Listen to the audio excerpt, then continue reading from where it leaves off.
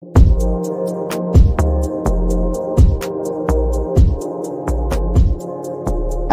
warahmatullahi wabarakatuh. Kami dari kelompok 1 izin memperkenalkan diri. Nama Taruni Remaja Aurel Sabita, nomor taruna 23013055. Izin Pak, izin memperkenalkan diri. Nama Taruni Remaja Agusti Rata Indriani dengan nomor taruna 23013051. Izin memperkenalkan diri, nama Taruni Remaja Hasna Sofi Amalia dengan nomor taruna 23013062. Izin Pak, di sini kami akan mereview jurnal dengan judul Ia Bajus dengan menggunakan sistem penghitung penumpang bis otomatis berbasis Wi-Fi. Latar belakang jurnal ini adalah kebutuhan mendesak akan sistem penghitungan penumpang bis yang lebih cerdas, akurat, dan efisien untuk mendukung pengembangan kota pintar dan manajemen transportasi publik yang lebih baik dengan mengusulkan dan eksplorasi potensi teknologi Wi-Fi sebagai solusi yang menjanjikan, meskipun ada beberapa tantangan teknis yang harus diatasi. Rumusan masalahnya sendiri, bagaimana mengembangkan sistem penghitung penumpang bis otomatis yang akurat, real-time, dan hemat biaya menggunakan Wi-Fi, mengatasi keterbatasan metode tradisional. Untuk tujuan penelitiannya sendiri, yang pertama ada mendesain dan memvalidasi sistem IABAJUS atau penghitung penumpang bis otomatis berbasis Wi-Fi. Yang kedua ada mencapai akurasi tinggi dalam penghitungan dan membedakan penumpang naik atau turun. Yang ketiga, menyediakan solusi hemat biaya untuk manajemen transportasi publik yang cerdas. Metode penelitiannya sendiri ada 3. Yang pertama, desain dan pengembangan sistem, merancang arsitektur atau PCU dan database, dan mengembangkan perangkat keras ataupun lunak, yang contohnya Wi-Fi sniping, filter MAC address, algoritma penghitungan. Yang kedua ada pengumpulan data, mengumpulkan data sinyal Wi-Fi dari bus yang beroperasi dengan data penghitungan manual sebagai referensi atau ground truth. Yang ketiga ada analisis dan evaluasi, membandingkan hasil sistem dengan ground truth, menggunakan metrik akurasi dan menganalisis kinerja dalam skenario nyata. State of art-nya sendiri membahas perkembangan teknologi penghitung penumpang otomatis atau APCS pada transportasi umum. Sistem tradisional ini menggunakan sensor beban, MAT sensor, sensor inframerah, dan kamera video untuk menghitung penumpang naik atau turun. Namun, biayanya mahal dan akurasinya menurun saat kondisi ramai. Lalu ada sistem modern memanfaatkan data ponsel, aplikasi smartphone, dan Wi-Fi. Data ponsel dan aplikasi membutuhkan partisipasi pengguna, sedangkan sistem berbasis Wi-Fi dapat menghitung perangkat aktif di sekitar tanpa interaksi penumpang.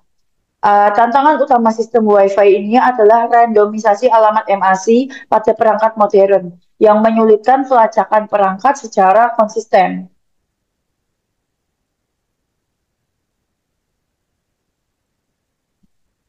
Ada deskripsi sistem dengan tujuan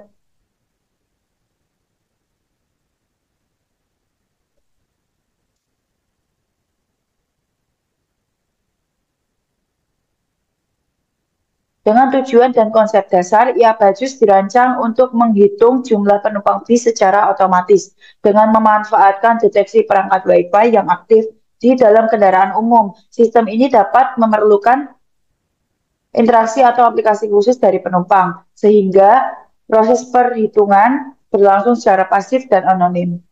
Untuk komponen sistemnya sendiri ada beberapa, yaitu ada Wi-Fi sniper yang berisi tentang perangkat keras yang dipasang di dalam bis untuk menangkap sinyal probe request dari perangkat penumpang, misalnya smartphone atau tablet yang memiliki Wi-Fi aktif. Yang kedua ada algoritma derandomisasi, algoritma khusus yang dikembangkan untuk mengatasi masalah randomisasi alamat MAC pada perangkat modern. Algoritma ini mampu mengelompokkan beberapa alamat MAC acak sebagai satu perangkat yang sama, menjaga akurasi penghitungan dan privasi penumpang. Yang ketiga ada cloud computing. Data hasil deteksi dikirim ke server cloud untuk diproses dan dianalisis lebih lanjut, termasuk pelacakan perangkat selama perjalanan atau selama naik turun bis.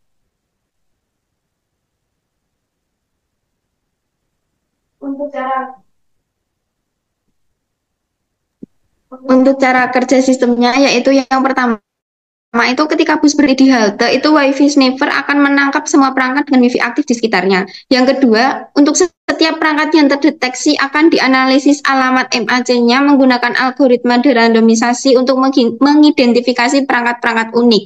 Yang ketiga, setelah itu sistem akan mencatat waktu dan lokasi perangkat naik turun dari bus sehingga dapat memetakan pola perjalanan penumpang. Yang keempat, data akan dikirimkan ke server cloud untuk pengolahan dan pelaporan. Untuk pengantar masalahnya sendiri, nah dulu MAC address itu nama tetap ponsel di WiFi. Kini ponsel sering ganti MAC address acak untuk privasi. Masalahnya ini menyulitkan pelacakan perangkat. Nah, untuk solusinya sendiri, algoritma de-randomization mencari ciri tersembunyi yang tetap sama di setiap perubahan MAC address untuk mengidentifikasi ponsel yang sama. Untuk syarat awal untuk mengidentifikasinya, yang pertama, syaratnya ada dua, yaitu disebut dengan TIJ. Yang satu, ciri khas yang sama. TGI sama dengan TGJ. Misalkan ini seperti tipe atau model ponsel, meskipun namanya MAC address berubah, ponsel Samsung tetap punya ciri khas Samsung. iPhone tetap punya ciri khas iPhone. Ciri khas ini disebut TG atau tag parameters. Kalau MACI dan MACJ punya ciri khas atau TG yang sama, berarti mereka ini satu golongan ponsel. Ini merupakan sebuah petunjuk awal. Untuk urutan waktu yang logis dengan disimbolkan TIL atau TJF adalah waktu terakhir ketika kita melihat ponsel, di mana TIL itu lebih kecil daripada TJF. Maksudnya kalau ponsel itu ganti nama dari MACI ke MACJ, pasti MACI duluan yang muncul, lalu baru MACJ yang muncul. Jadi waktu terakhir MACI harus lebih dulu daripada waktu pertama MAC. Kalau tidak, berarti itu bukan satu ponsel yang sama yang ganti nama. Nah, algoritma derandomisasi dimulai jika dan hanya jika kedua solusi berikut terpenuhi. TIJ sama dengan, untuk persamaan yang pertama, yaitu TGI sama dengan TGJ. Yang persamaan kedua, TLI lebih kecil daripada TFJ. Untuk kondisi yang pertama, itu hanya perangkat yang memiliki karakteristik transmisi yang sama, yaitu parameter yang ditandai sama. Untuk kondisi yang kedua, bahwa frame terakhir dengan MACI dikirim sebelum frame pertama dengan MACJ. Ini menunjukkan kontinuitas pengiriman dari perangkat yang sama. Delta TIJ sama dengan TJF min TIL. Ini menyatakan kontinuitas dalam kedatangan frame, bahkan untuk address yang diacak, dan kemudian memastikan bahwa tidak terlalu banyak waktu telah berlalu sejak perubahan address. Perbedaan nomor urut delta SIJ. Untuk memastikan kontinuitas frame yang diterima meskipun MAC address diacak, ini penting karena nomor urut frame terus meningkat. Definisinya sendiri yaitu SIL itu untuk nomor urut frame terakhir yang sesuai dengan MACI. SJF yaitu nomor urut frame pertama yang sesuai dengan MACJ. Berikut adalah persamaannya. Untuk kasus yang pertama yaitu SIL lebih kecil daripada SJF. Ini menunjukkan apabila nomor urut frame terakhir MACI lebih kecil dari nomor urut frame pertama MACJ, berarti perbedaan adalah selisih langsung. Ini adalah kasus normal di mana nomor urut terus berubah. Untuk kasus yang kedua yaitu di mana SIL itu lebih besar daripada SJF. Jika nomor urut frame terakhir MACI lebih besar dari nomor urut frame pertama MACJ, ini berarti nomor urut telah melampaui batas 4095 dan kembali ke 0. Maka perhitungannya adalah 4095 dikurangi selisih antara SIL dan SJF. Untuk rumus skornya sendiri bisa dituliskan dengan skor IJ. Tujuannya yaitu menentukan probabilitas dua MAC address acak, yaitu MACI dan MACJ, berasal dari perangkat yang sama. Berikut adalah persamaannya. Untuk kondisi yang pertama, apabila TIJ sama dengan benar, itu skor hanya akan dihitung jika kondisi TIJ yang dijelaskan sebelumnya tadi, yaitu tag parameter sama dan TIL lebih kecil daripada TJF terpenuhi. Jika tidak, berarti skornya akan 0. Untuk perhitungannya, jika TIJ itu benar, skor dihitung sebagai kebalikan dari hasil perbedaan waktu delta TIJ dan perbedaan nomor urut delta SIJ. Yang artinya, skor yang lebih tinggi menunjukkan probabilitas yang lebih tinggi bahwa kedua MAC address tersebut berasal dari perangkat yang sama. Ini karena skor berbanding terbalik dengan perbedaan waktu dan perbedaan nomor urut. Yang artinya semakin kecil perbedaan-perbedaan ini, maka semakin tinggi skornya, yang artinya menunjukkan kontinuitas yang lebih kuat. Berikut adalah proses pembuatan MAC address dengan menggunakan de-randomization algoritma. Algoritma de-randomisasi ini bertujuan untuk melacak MAC address acak kembali ke perangkat sumber kemungkinan besar berasal dari satu perangkat. Proses ini bersifat iteratif dan didasarkan pada perhitungan skor probabilitas.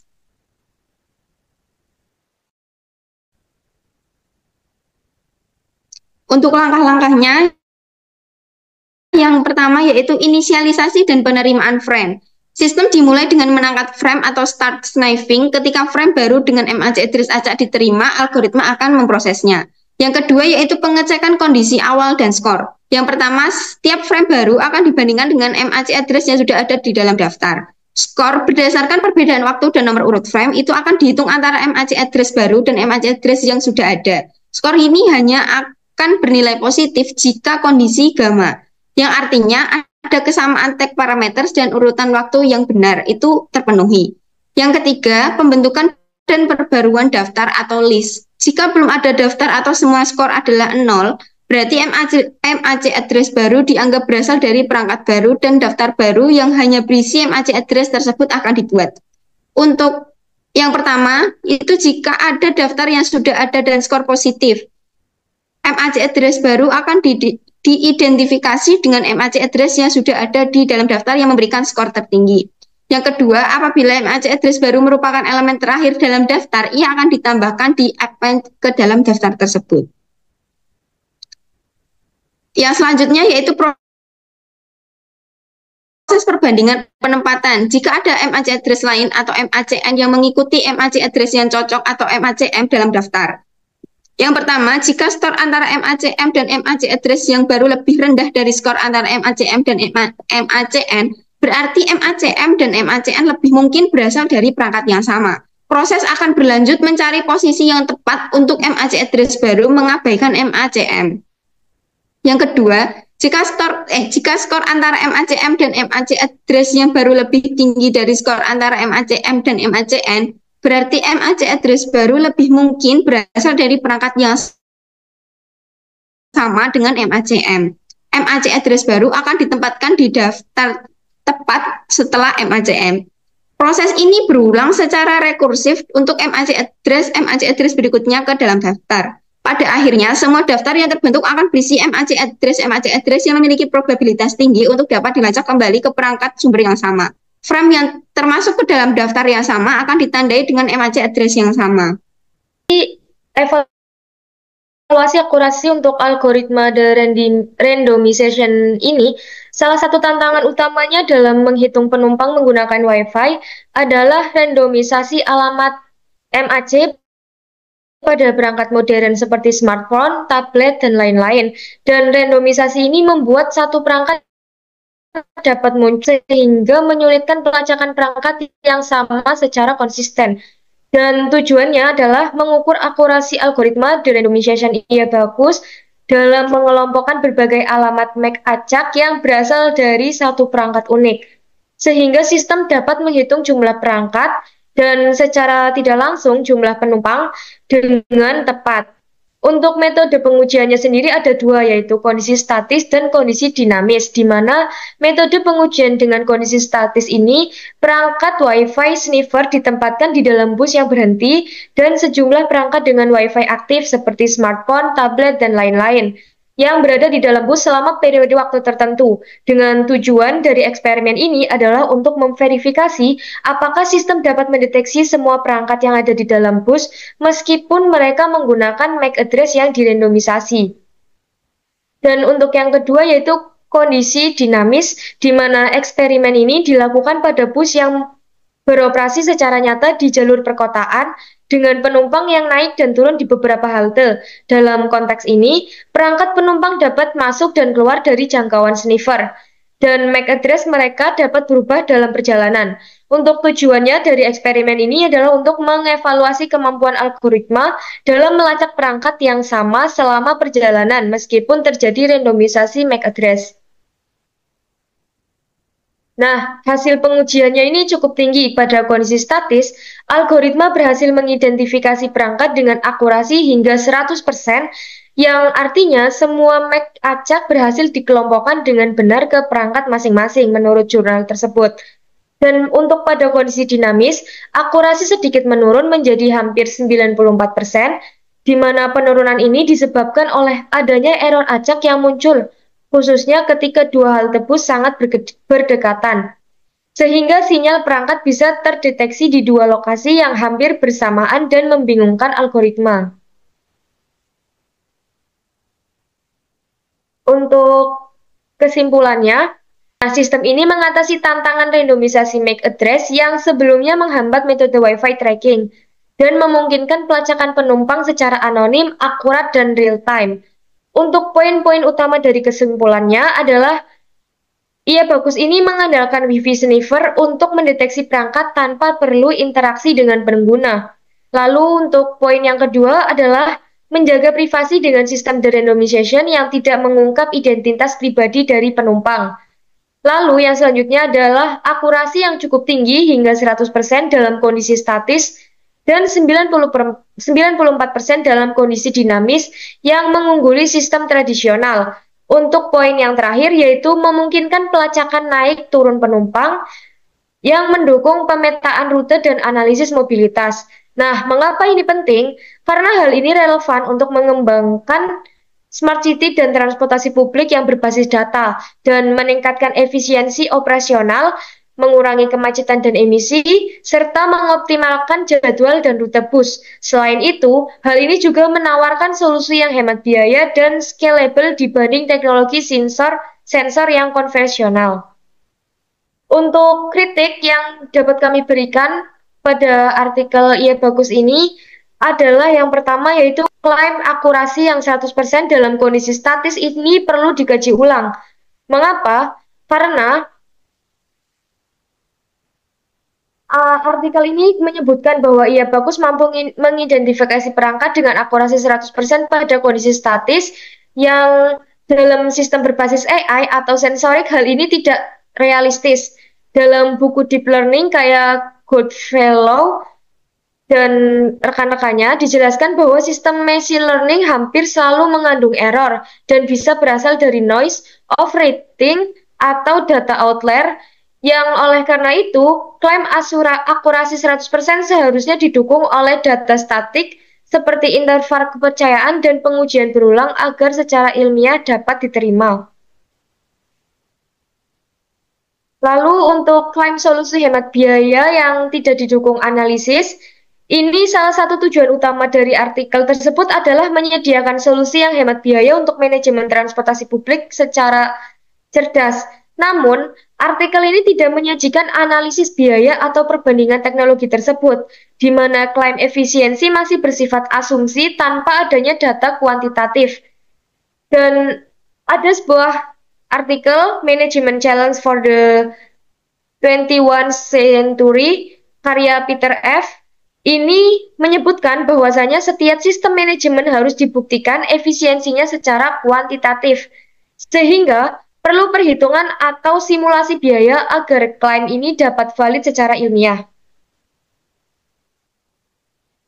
Lalu untuk kritik yang selanjutnya adalah risiko overcounting dan undercounting pada bagus ini belum teratasi, di mana penumpang dengan banyak yang perangkat atau overcounting dan penumpang dengan Wi-Fi yang off atau undercounting, di mana kondisi mungkin terdapat handphone mati atau perangkat yang tidak menyala.